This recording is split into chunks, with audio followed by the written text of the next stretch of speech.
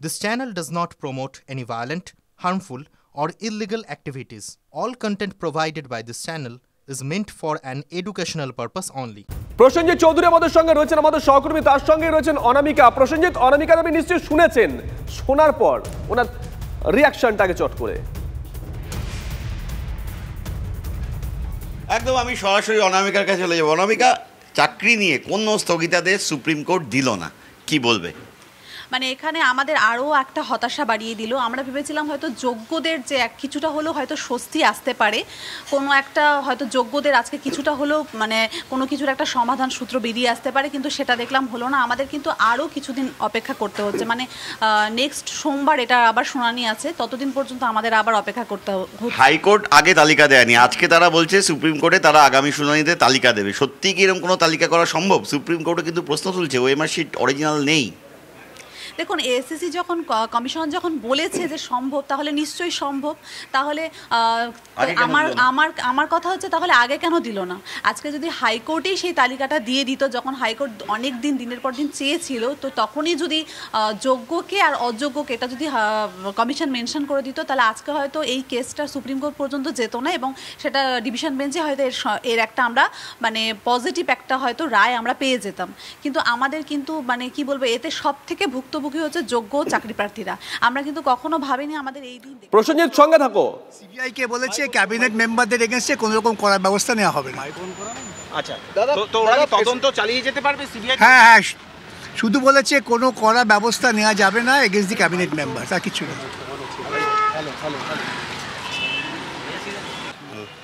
ওদের লাইভ যাবে নাকি? না না, বাইকটা নিয়ে। যেহেতু ক্যাবিনেটে যারা মন্ত্রী তারা এর মধ্যে ইনভলভ, সেখানে বলা হয়েছে আমাদের একটু শুনতে হবে, কারণ আমরা সুপার নিউমারিক পোস্ট করেছি কিন্তু তার ইমপ্লিমেন্টেশন করিনি। সেখানে চিফ জাস্টিস বলেছে ঠিক আছে আমি এদের শুনবো, কিন্তু আপাতত যাতে কোনো ইনভেস্টিগেশন না হয়, কিন্তু বাকি যে ইনভেস্টিগেশন তার উপর পুরোটাই স্থগিত। রাজ্যের পক্ষে বলা হয়েছিল যাদের চাকরি হারিয়েছে বা চাকরি বাতিল হয়েছে তাদের অনেকেই নির্বাচন প্রক্রিয়ার সঙ্গে সরাসরি যুক্ত, এবং সেই জায়গায় দাঁড়িয়ে একটা স্থগিত। সেই মর্মে সুপ্রিম কোর্ট কোনো হস্তক্ষেপ করেনি, বলেছে যারা বেআইনি তারা বেআইনি, ইলেকশন ডিউটি এই জন্য তাদের কোনো চাকরিতে থাকার কোনো রাইট নেই। আমি বলতে পারছি না, আজকে আমি জানি না, আমাকে বলতে বলেছে বলে দিয়েছি, আমার কিছু জানা নেই। আমার একটা হাইকোর্টের চাকরি বাতিলের রায় বহাল সুপ্রিম কোর্টে। যুক্ত আছেন সুপার নিউমেরিক পোস্ট ক্রিয়েশনের সঙ্গে, তাদের ইন্টারোগেশনে শুধুমাত্র আজকে ভুগি হচ্ছে আমরা, কেউ এই দায় নেবে না, কেউ না। প্রসেনজিৎ, একটা প্রশ্ন একটু ওনাকে জিজ্ঞাসা করো। এসএসসি চেয়ারম্যান কিছুদিন আগে বলেছেন কারা যোগ্য তারা শংসাপত্র দিতে পারছেন না, যে এরা যোগ্য, অথচ আজকে দেখলাম এসএসসি আদালতে জানিয়েছে, সুপ্রিম কোর্টে জানিয়েছে তারা যোগ্য অযোগ্য তালিকা দিতে প্রস্তুত। কেন এসএসসি দুরকম বয়ান কেন? একদম অনামিকা, এইটা নিয়ে জোর বিতর্ক শুরু হয়েছে। কদিন আগেই এসএসসি চেয়ারম্যান যোগ্য যারা তাদের শংসাপত্র দিতে পারেননি, কারণ কোনো তালিকাই নেই। আজকে আবার তারা বলছেন যে যোগ্য অযোগ্য ডিফারেন্সিয়েট করবেন এবং আগামী শুনানিতে তালিকা দেবেন। কি ভাবছো এটা নিয়ে, কিভাবে দেখছো? এখন তো স্যারকে আমরা স্যারকে ফোনও করেছিলাম যে স্যার আপনাদের পক্ষে আপনারা যোগ্যদের হয়ে কিছু বলুন। আমরা বারবারই এটা বলেছিলাম। না, আগে তালিকা ছিল না। আগে যদি এই তালিকাটা দিয়ে দিত হাইকোর্টকে, তাহলে আজকে যে সমস্যা, মানে আজকে দেখুন, আজকে আমরা মানে তাহলে আজকে কি করে দেবে জানি না। এখন তাদের কাছে হয়তো আছে, তাহলে তখন কেন হয়তো তখন দেয়নি। যা এটা সম্পূর্ণ আমরা কোথাও কি মনে হচ্ছে হাইকোর্টে যখন মামলা চলছিল তখন কমিশন এই পুরো বিষয়টা চাপার জন্য এই যোগ্য অযোগ্যদের তালিকা থাকলেও দেয়নি, এখন পিঠ বাঁচাতে দিচ্ছে? দেখুন, সেটা আমি বলতে পারছি না এখন, মানে এটা তো বিচারাধীন, এখনও বিচারাধীন বিষয়টা। তো এখনও তখন কেন দেয়নি বা এখনই বা কী করে বলছে যে এখন আমরা কিন্তু আগে থেকে বলেছি যে স্যার আমাদের যোগ্যদের হয়ে, মানে আমরা যাতে যোগ্যরা কোনোভাবে সমস্যায় না পড়ি সেটা একটু দেখুন। তখন শোনেনি। হ্যাঁ, তখন যদি আজকে হাইকোর্টে দিয়ে দেওয়া হতো, তাহলে এই মামলা তো সুপ্রিম কোর্ট পর্যন্ত গড়াতোই না। তাহলে আজকে যে আমরা কালকে থেকে স্কুল যেতে পারবো কি না, আমাদের সার্ভিস কন্টিনিউশন থাকবে কি না, যে সেই যে বড় বড় প্রশ্নগুলো, তাহলে আমরা কার কাছে নজর ছিল আমাদের। প্রসেনজিৎ সঙ্গে থাকো। সুমন মহাপাত্র আমাদের সঙ্গে রয়েছেন, আমাদের অপর সহকর্মী। সুমন, এসএসসি চেয়ারম্যানকে তুমি জিজ্ঞাসা করেছিলে যে আপনারা তো হলফনামা দিচ্ছেন, এরা বেআইনি ভাবে এইভাবে চাকরি পেয়েছে, তাহলে বাকিরা যোগ্য সেটা বলতে অসুবিধা কোথায়? এসএসসি চেয়ারম্যান বলেছিলেন বাকিরা যে যোগ্য তারা সেই সার্টিফিকেট দিতে পারছেন না, শংসাপত্র দিতে পারছেন না। তাহলে এসএসসি আজকে কি করে সুপ্রিম কোর্টে দাঁড়িয়ে বলে যে তারা যোগ্য অযোগ্য তালিকা দেবে? দুরকম বয়ান হয়ে যাচ্ছে না এসএসসির। দেখো, এসএসসির কি পার্সনের সাথে এক্ষুনি আমার কথা হয়েছে। এসএসসি এখন অফিসিয়াল কোনো বাইট দিতে নারাজ, তারা কোনো বিবৃতি দিতে চাইছেন না।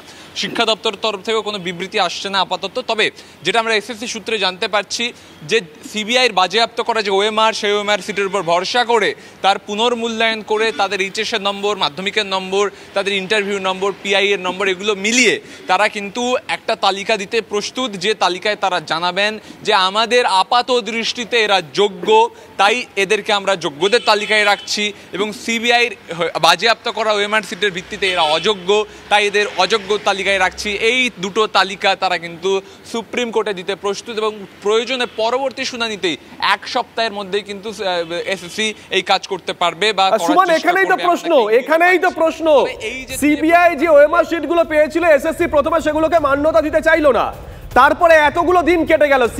এসএসসি আজকে যে কথা বলছে এই কথা আগে বললো না কেন? যদি এসএসসি আগে বলতো তাহলে তো এই অবস্থা হয়তো দেখতে হতো না। দেখো শুভজিৎ, পরিষ্কার করে তোমাকে বলছি, এসএসসির তরফ থেকে হাইকোর্টে একটা স্ট্যাটিস্টিক সংখ্যা তত্ত্ব দেওয়া হয়েছিল, কিন্তু জোর গলায় তারা বলতে পারছিলেন না যে এরা যোগ্য। তার কারণ কি? তার কারণ এই যে যোগ্যদের তালিকা, সেই তালিকায় যে অযোগ্যরা ঢুকে নেই তা পরীক্ষা করে দেখেনি এসএসসি। এখন ওই কি বলবো, ঠেলায় পড়ে এসএসসি চাইছে যে প্রত্যেকের ওই ওএমআর সিট, প্রত্যেকের নম্বর, এগুলোকে যাচাই করে প্রয়োজন পড়লে তারা যত দ্রুত সম্ভব সুপ্রিম কোর্টে সেই তালিকা পেশ করবে, এবং পেশ করে চেষ্টা করবে যাতে এই যোগ্যদের চাকরি বাঁচানো যায়। এবার তোমার প্রশ্নে আসি যে ওএমআর সিট আছে কিনা, এটা কি আদৌ এসএসসি জানে? না, 23 লক্ষ ওএমআর আদৌ আছে কি নেই এসএসসি কথা জানে না, এবং সেই ওএমআর খতিয়ে দেখা, ওএমআর যাচাই করা যথেষ্ট সময় সাপেক্ষ ব্যাপার। কলকাতা হাইকোর্টে যতদিন ধরে মামলা চলছিল ততদিন সিবিআইর যে পেশ করা তথ্যের উপর নির্ভর করে এসএসসি শুধুমাত্র যাচাই করে দিয়েছে হ্যাঁ এটা ঠিক আছে, হ্যাঁ এটা অযোগ্য, কিন্তু যোগ্যদের হয়ে সওয়াল করার জায়গায় এসএসসি ছিল না। এখন সুপ্রিম কোর্টে গিয়ে এসএসসির আইনজীবী বলেছেন যে তারা যোগ্য অযোগ্যর তালিকা আলাদা করতে পারবে। তবে এসএসসি চেয়ারম্যানের যে বক্তব্যের প্রেক্ষিতে তুমি আমাকে প্রশ্ন করছো, আমি বলে রাখি তিনি বলছিলেন যে আমরা আপাতভাবে এদেরকে যোগ্য মনে করছি, কিন্তু শংসাপত্র দিতে পারবো না। শংসাপত্র দিতে পারছি না, রাইট? আমরা শংসাপত্র দেওয়ারও জায়গায় আছি। একদমই সুমন, সঙ্গে দেখো, মানে এটাই তো প্রশ্ন। ওই যে একটা তালিকা সুমন, ওই যে একটা তালিকা, সেখানে কিছু আছে যারা বেআইনি পথে চাকরি পেয়েছে, কিছু আছে যোগ্য, কিন্তু এসএসসি এতদিন পর্যন্ত যোগ্য অযোগ্য ভাগটা কেন করতে পারেনি? সঙ্গে দেখো, সুকান্ত মজুমদারের সঙ্গে টেলিফোনে আমরা যোগাযোগ করেছি। সুকান্ত বাবু, আপনি তো নিশ্চয়ই শুনেছেন আজকে হাইকোর্টের এই নির্দেশটা, যার দিকে গোটা দেশ তাকিয়েছিল। চাকরি বাতিলের রায় বহাল রেখেছে সুপ্রিম কোর্ট, কিন্তু সুপার নিউমারি পোস্টে সিবিআই তদন্তে স্থগিতাদেশ দিয়েছে। কিভাবে দেখছেন বিষয়টা?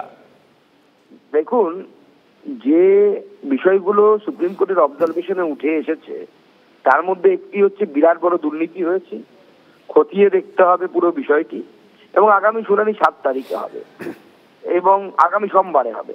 তো এই যে এতগুলো পরিবার উৎকণ্ঠার মধ্যে চলে গেল, কারণ এই যে 25,000 যারা চাকরি হারালেন তারা তো সবাই অযোগ্য নয়, যেটা অ্যাপ্রক্সিমেটলি শিক্ষামন্ত্রীর মুখ থেকে আমরা শুনেছি প্রায় 5,000 মতো নাকি অযোগ্য যারা চাকরি দিয়ে টাকা দিয়ে চাকরি পেয়েছেন, যাদেরকে প্রাপ্তবাবু তার বিশেষ ভাষায়, বাংলা ভাষায় ব্যতিক্রমী বলেছেন, ইংরেজিতে সুপার নিউমেরিক পোস্ট বলা হচ্ছে। বাকি 20,000 21,000 লোক তো যোগ্য, আমরা যদি তাদের তথ্যের উপর ভরসা করি। কিন্তু এই 20,000 21,000 লোক অর্থাৎ আটা, আর এই 5,000 যারা চাকরি পেয়েছিলেন, যারা ঘুষ দিয়ে চাকরি পেয়েছিলেন, সম্মানীয় শিক্ষক শিক্ষিকার চাকরি, তাদেরকে সব এক করে দেওয়া হলো, অর্থাৎ আটা এবং সুকান্ত বাবু, এখানেই প্রশ্ন, ওই যে 19,000 বা 20,000-এর কথা আপনি বলছেন, বা যারা বলছেন তারা যোগ্য বা যাদের যোগ্য হিসেবে ধরা হচ্ছে, কমিশন বলছে এরা আপাতভাবে যোগ্য, কিন্তু এদেরকে কোনো শংসাপত্র আমরা দিতে পারছি না। আমাদের সহকর্মী সুমন মহাপাত্রকে এসএসসি চেয়ারম্যান খোদ একথা জানিয়েছিলেন, আমরা টেলিকাস্ট করেছি। সেই এসএসসিকে আজকে দেখছি তারা সুপ্রিম কোর্টে বলছে আগামী শুনানিতে তারা যোগ্য অযোগ্য বাছাই করে দেবে। এসএসসি দুরকম কথা হয়ে গেল না? দুরকম কথা শুধু হয়নি, দুরকম কথা প্রভুর নির্দেশেই হয়েছে, এবং এটাকে ভোটের বাক্সে ব্যবহার করার চেষ্টা হয়েছিল। আমি আপনাদেরকে পরিষ্কার দায়িত্ব নিয়ে বলছি, মমতা বন্দ্যোপাধ্যায় চাইছিলেন যে 5,000 যাদের চাকরি ঘুষ দিয়ে হয়েছে তাদেরকে অন্যান্য সম্মানীয় শিক্ষক শিক্ষিকার সাথে এক করে দেওয়ার জন্য, যাতে তার দলের লোকেরা যারা পয়সা নিয়ে চাকরি বিক্রি করেছেন, বাজারে হাটে বাজারে ঘাস মুরগি বিক্রির মতো যেভাবে চাকরি বিক্রি করেছেন, তারা যেন বিপদে না পড়েন, এই 25,000 লোক যেন একসাথে ঝাঁপিয়ে পড়ে এবং এই সবার চাকরি যেন বেঁচে যায়, সেই দূর অভিসন্ধি তৃণমূল কংগ্রেসের নির্দেশে এসএসসি করেছিল মমতা বন্দ্যোপাধ্যায়ের নির্দেশে। এখন সেটা উল্টো হয়ে গেছে, বুমেরাং হয়ে গেছে। তাই এখন যোগ্য অযোগ্য ভাগাভাগি শুরু হয়েছে, অর্থাৎ আটা এবং ভুসি আলাদা করার কাজ শুরু হয়েছে, যেটা আগেই হাইকোর্টে করে দিলে সমস্যাটা এত গভীরে যেত না। ধন্যবাদ সুকান্ত বাবু। আমরা কথা বললাম সুকান্ত মজুমদারের সঙ্গে।